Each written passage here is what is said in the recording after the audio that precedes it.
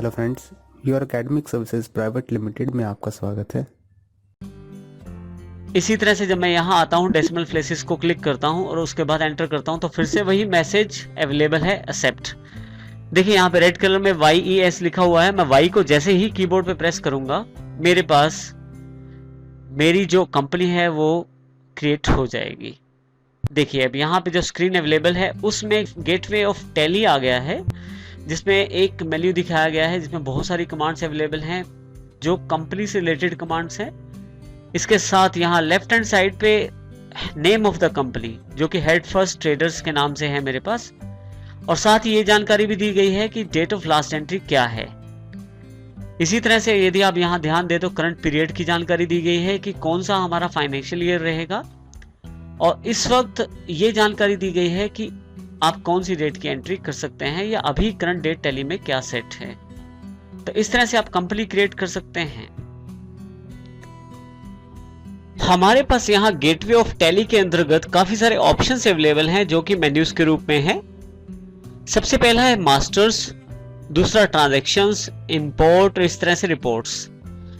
Masters में यदि आप अकाउंट्स इन्फो पे यदि आप क्लिक करते हैं तो आपके पास अकाउंट्स इन्फो के अंतर्गत ग्रुप्स, लेजर्स, स्टैट्यूटरी इन्फो और वाउचर टाइप्स, इन सब की जानकारी अवेलेबल हो जाती है, जिनमें आप फिर से क्लिक करके उस सब मेन्यू में भी जा सकते हैं। जैसे मैं ग्रुप्स पे क्लिक करता हूं तो मेरे पास ग्रुप्स का जो सब मेन्यू है वो खुल गया है, जिसमें ग्रुप्स दो तरह से बनाया जा सकता है, सिंगल और मल्टीपल ग्रुप। लेकिन अभी मैं यहां से क्विट करके वापस आता हूं पिछले लेवल पे, फिर से क्विट करके वापस आता हूं यहां से। इसी तरह से ट्रांजैक्शन के अंतर्गत अकाउंटिंग वाउचर से रिलेटेड इंफॉर्मेशन अवेलेबल है। यदि आप यहां क्लिक करें तो देखिए अकाउंटिंग वाउचर क्रिएशन स्क्रीन खुल जाती है, जिसमें यहां पे बटन टूल बार जो है वहां पे ऑप्शंस बदल जाते हैं। इस तरह से यहां से बाहर आने के लिए आप एस्केप का प्रयोग कर सकते हैं, और या यहां कंट्रोल M के जो पास में एक क्रॉस का निशान है यहां भी क्लिक कर सकते हैं आप। इसी तरह से अगर मैं थोड़ा सा नीचे आऊं तो इंपोर्ट के अंतर्गत यदि मैं यहां पे क्लिक करूं तो इंपोर्ट ऑफ डेटा से रिलेटेड इंफॉर्मेशन मेरे पास अवेलेबल हो जाएगी, जिसके अंतर्गत मास्टर्स फिर से जहां से मुझे डेटा इंपोर्ट करना है, और इसी तरह से वाउचर से रिलेटेड डेटा अगर मुझे इंपोर्ट करना है तो वो भी मैं इंपोर्ट कर सकता हूं। जो लास्ट सेक्शन इसमें है वो रिपोर्ट्स के रूप में है। जैसे हमने पहले भी जानकारी ली थी, balance sheet, profit and loss, ratio analysis, ऐसी रिपोर्ट्स आप डायरेक्ट रिपोर्ट सेगमेंट से प्राप्त कर सकते हैं।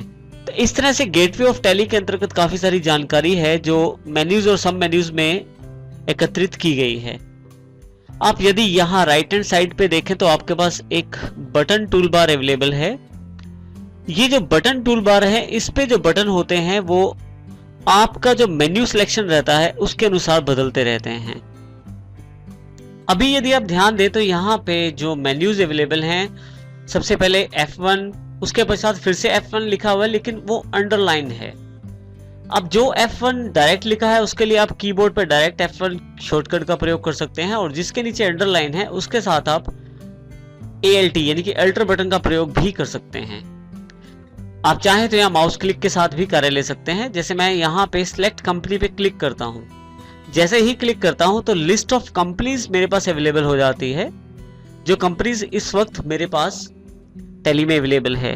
यदि भी यहाँ ध्यान दें ऊपर डायरेक्टरी भी अवेलेबल है। आप डायरेक्टरी चेंज करके, यदि आपके पास बहुत सारे डायरेक्टरीज हैं जिनमें अलग अलग कंपनीज अवेलेबल हैं, तो आप यहाँ से वो डायरेक्टरी चेंज करके भी उन कंपनी की सिलेक्शन कर सकते हैं। जिस कंपनी को आप चाहते हैं सिलेक्ट करना उस कंपनी पे क्लिक करके एंटर कर दीजिए, या आप वहां पे डायरेक्ट डबल क्लिक भी कर सकते हैं। जैसे ही आप क्लिक करते हैं आपके पास फिर से यहाँ पे लिस्ट ऑफ सिलेक्टेड कंपनीज में हेड फर्स्ट ट्रेडर्स अवेलेबल हो जाता है। आप चाहें तो जो कंपनी आपके पास सिलेक्टेड आप उसे शट भी कर सकते हैं। आप इसके लिए शट कंपनी का प्रयोग करें। जैसे मैं इस पे क्लिक करता हूं, देखिए यहां से लिस्ट ऑफ सिलेक्टेड कंपनी से हेड फर्स्ट कंपनी का नाम हट गया है, और यहाँ पे मेन्यू भी हमारे पास जो गेटवे ऑफ टैली है उसमें बदल गया है। इसमें कंपनी इन्फो से रिलेटेड मेन्यू मेरे पास अवेलेबल है।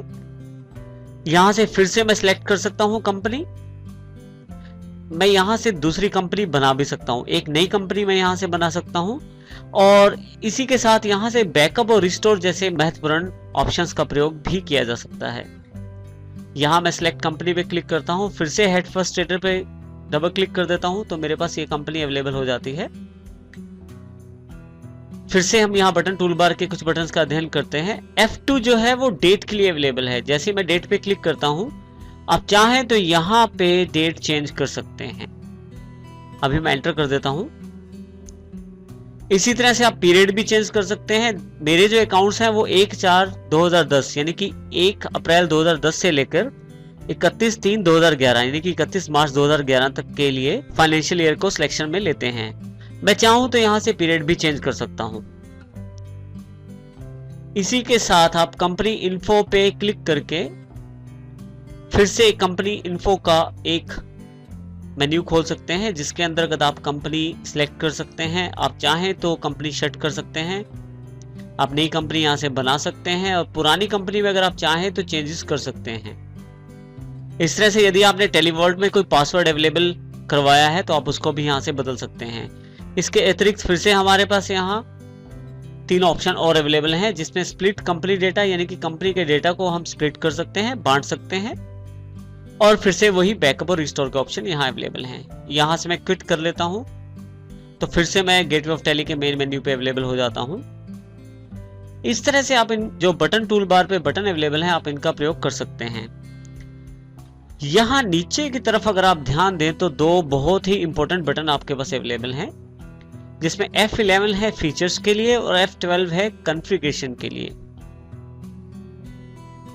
यदि आप F11 पे क्लिक करें तो आपके पास एक कंपनी फीचर से रिलेटेड एक मेन्यू अवेलेबल हो जाएगा, जिसमें आपके पास यहाँ पे अकाउंटिंग फीचर के नाम से और स्टैट्यूटरी और टैक्सेशन फीचर्स के नाम से 2 फीचर्स यहाँ अवेलेबल हैं। यहाँ इंपॉर्टेंट बात यह है कि जब भी आप फीचर सेलेक्ट करते हैं F11 से, वो कंपनी स्पेसिफिक होते हैं। इसका अर्थ है वो कंपनी टू कंपनी चेंज हो सकते हैं। आप अपनी आवश्यकता अनुसार एक कंपनी में फीचर्स अलग सेव कर सकते हैं और दूसरी कंपनी में उन फीचर्स को चेंज करके दूसरी कंपनी के लिए अलग से सेव कर सकते हैं।